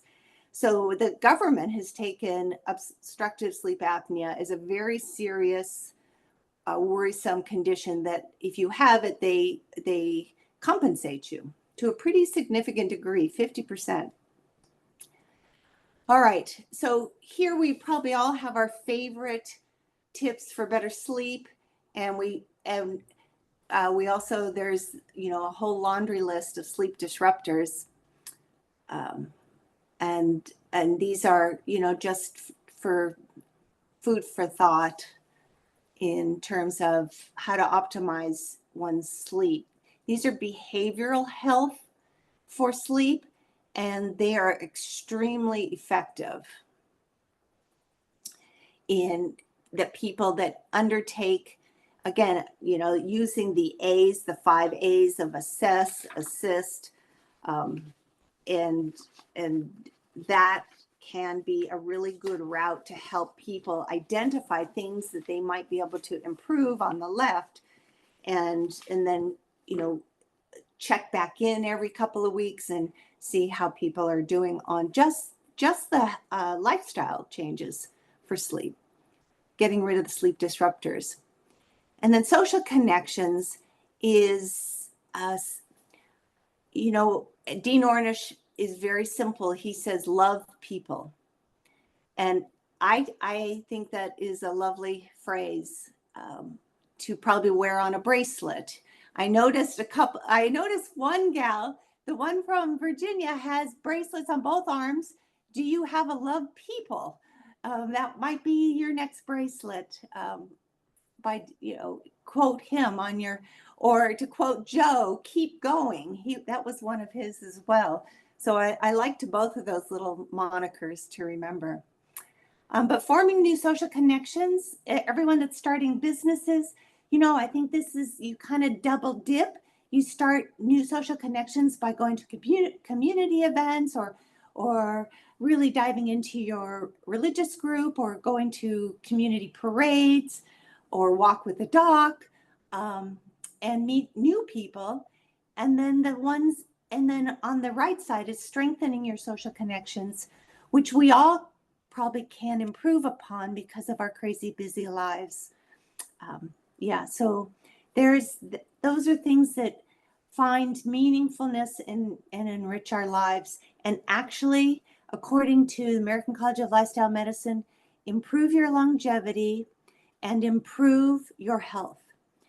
There was just recently a study done by super centurions, is that how you say it? People that are 110. And you'll like this, 95% of them were women that they studied. And they found this group of people that were over 110. And their number one commonality, besides being female, was having strong social connections and a strong social support, or at least having the perception that they did. So nature itself is the best physician. Dear old Hippocrates, way back when. There's a big push in lifestyle medicine to get out in nature, walk, breathe, hug some trees, forest bathe. So the 6 pillars of lifestyle medicine: eat plants, keep moving, sleep well, have healthy habits, AE, stay away from risky substances, stay calm, low stress, and love people. Now, the bottom ones are added by others that have adopted American College of Lifestyle and added their own, or come in at Blue Zones, have come in. It actually preceded American College of Lifestyle Medicine. Dan Buettner, in his National Geographic's work, is the one that determined, wow, these 5 places in the world are special. And he started Blue Zones. So gratitude is, Stanford has a lifestyle medicine practice, and they use the 6 pillars, plus they've added their own 7, which is gratitude. And then Blue Zones works on purpose. They've added in there, they have 9, and amongst that 9 is purpose, wine at 5. So they actually advocate for a little vino with friends at 5, kind of a winding down your day mentality. Belonging to something and some people, feeling part of a tennis group or a mahjong group or a church or a book group. Feel connected, feel belonging. And then they also have this, which is interesting, but it is one of the official Blue Zones 9, and it's 80%. So quit eating at 80%. Not saying to leave 20% on your plate, but just don't get 100% full. Stop at 80%. So this is one of my favorite lifestyle medicine advocacies. If you're in a bad mood, go for a walk. If you're still in a bad mood, go for another walk. So that's it. Thank you, Joanna. You want to stop sharing? Yeah, I don't know how. Stop Oh, there sharing. it is. There it is. Stop sharing. Okay. Oh, good. All right. We were going to do a breakout group, Karen. You want to? I think we don't have time, Joanna. Let's Okay. see. Okay. But Okay. what we can do is we can ask first of any questions, and then I'll ask everybody to do a takeaway Okay. about what they learned from you. Okay. Sorry, So Luann. any questions? Yes, Luann, what about you? So Joanna, what a great presentation. Oh, Very thank you. exciting. And I'm close to you when I'm in California, so I'm in Lodi. Yeah. So can I reach out to you? Because I do have some questions. Absolutely. The best is my personal email, Okay, which is the Gmail. And Lodi has a very big and growing wine district, apparently. well, yes, I am surrounded by vineyards. Vineyards. Yeah, it's a That's big deal. that was a new one Oh, to me recently. Wow, that's cool. well, Yeah. and you may be not old enough, but Creedence Clearwater Revival, stuck in Lodi. I mean, it has. Oh, I could, yeah, I know all the words. I sang Yeah. them at church camp and everything like that. Yep, yep. Anyway, but okay, so I can reach out to you. Great, Absolutely. Thank you. thanks. Any other questions for Joanna? Joanna, let me see. I'm going to put your email in here in the chat. Okay. It's They Jo- do, and they have the annual conference Lifestyle Medicine coming up at the end of October, early November. You can do it by Zoom if you want to just put a toe in and stay at home. This year it's in Florida. I went to the one last year in Denver, which was amazing. It was the happiest I've ever been at a medical conference. Even on the last day, one of the gals that was cleaning, we ate really great food. And one of the gals from the hotel was cleaning up and she said, this is the nicest, healthiest looking, happiest group we've ever had. And they have just nonstop conferences at the Gaylord Center outside of Denver. So it's a good group. It will, at least for me, a really uplifting group and experience. So if you want to try it, try it. Sign up, AmericanCollegeOfLifestyleMedicine.org, and you'll then go to the conference page and you'll see the opportunities there. And the first two I did was on Zoom because of COVID. And then I've been going. So we're just the last year in Denver, and I'm going to go this year to Florida. Awesome. So any other questions for Joanna before we go into takeaways? Okay. All right. Well, then let's haul off and do takeaways. So, all right, Lisa Seeds, what about you? Takeaways for the night? As per usual, such a great class. I really enjoyed both of our speakers tonight. Joe, it definitely made it very concise, very easy looking, allayed some of my fears, gave me some ideas. So that's awesome. And Joanna, thank you so much. You have definitely hit on so many points that we all sort of kind of forget about in their daily activities, but definitely things that we need to remember to do and to help others do in order to have successful lives. So thank you very much. My pleasure. My pleasure. Thank you so much, Lisa. And Jennifer. Hello. I enjoy both segments. I hopefully look forward to meeting Joe since he is here and in our area, and maybe, I don't know, creeping on him at some point and bugging his brain about business. Joanne, thank you for all your insight and your encouragement and knowledge about the 6 pillars and living a healthy lifestyle. I appreciate that. And it was nice to have you in class. Thank you. Yeah, I loved my class, and you guys have an equally awesome group.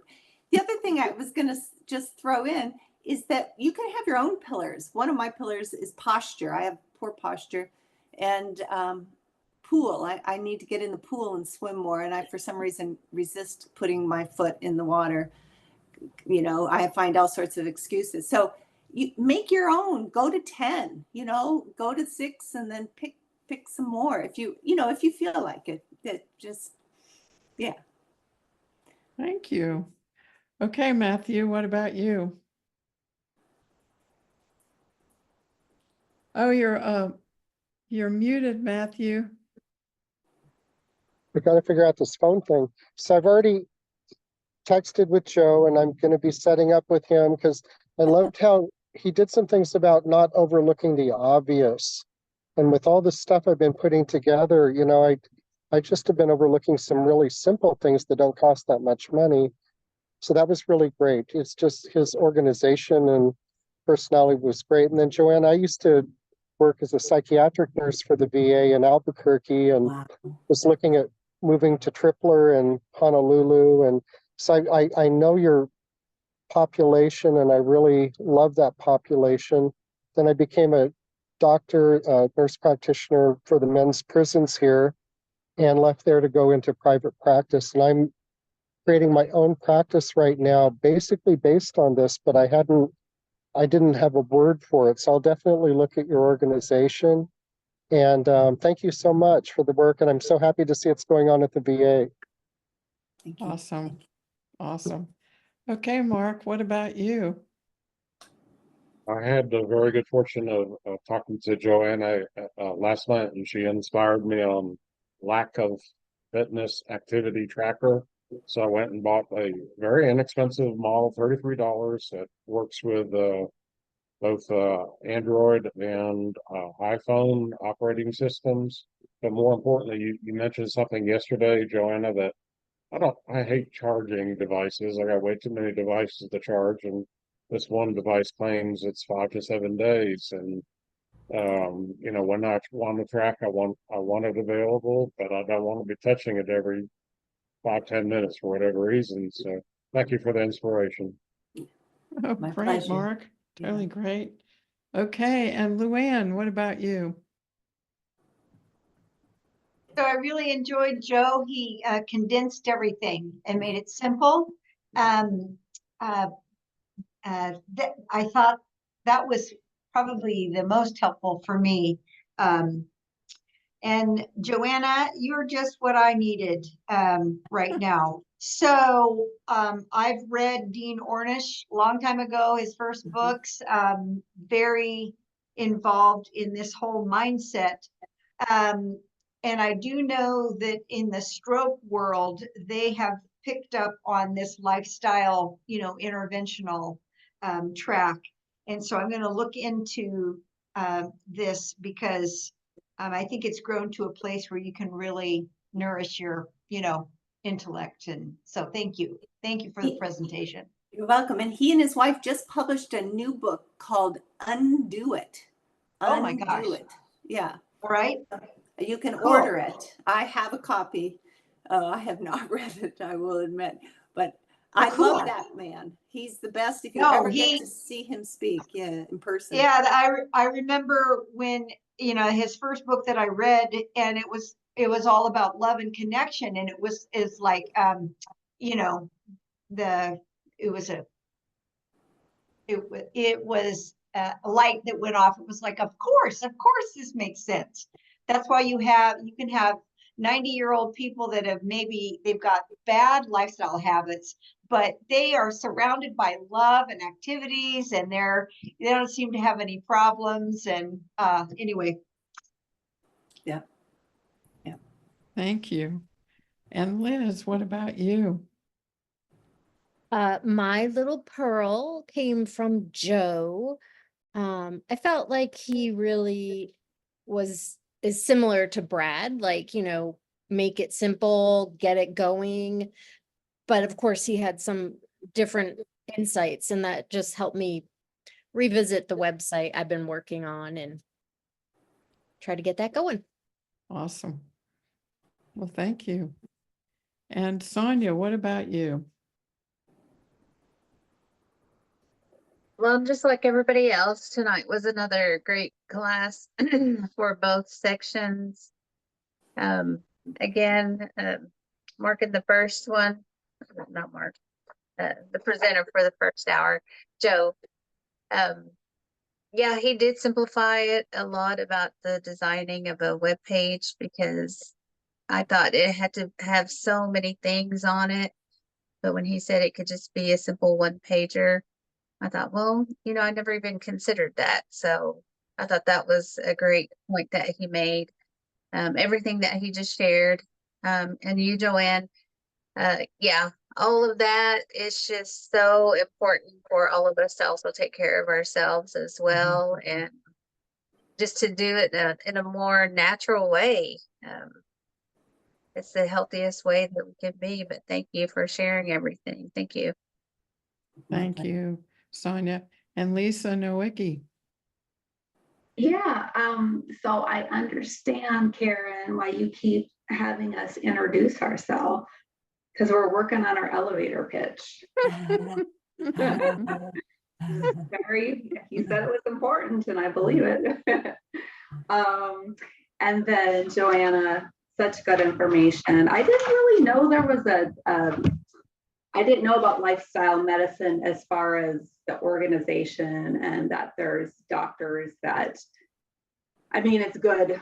We need that. We need people practicing that way, and it just seems like common sense, but so thank you. Yeah, it's good stuff. It's only 20 years old. This is the 20th anniversary. Oh, And my. really the important concept is it's all evidence-based. It's all Awesome. evidence. Yeah, we need the science behind it. Yes, yes, very good. Thank you. And Sabrina. Well, from Joe, he was very helpful. He knew intuitively that I'm not the best at prioritizing. So that slide with all the post-it notes of like, okay, do this urgently, but this isn't so urgent, but maybe you should really prioritize this. That was for me. So I wrote all that down because that helps me know, okay, this is now. This is also important, but this is a little bit later. That was very helpful for me. So I took that away from him. And then from Joanna, I got the carrot or the stent philosophy down. It reminds me of my stepdad, who is very much like, he'd rather honestly eat donuts and then get the stent. So I feel like we have patients that go both sides, but how you're going to market to each one, you have to think about. There's not always going to be the people that want to go the healthier way. So thinking about both sides of that is important. But yes, I enjoyed both presentations. Thank you. Thank you. And Joanna, you did a great job. Just proud of you. Thank you. Just keep on teaching it, teaching it, teaching it. Change our lives with lifestyle medicine. It's lovely. Thank you.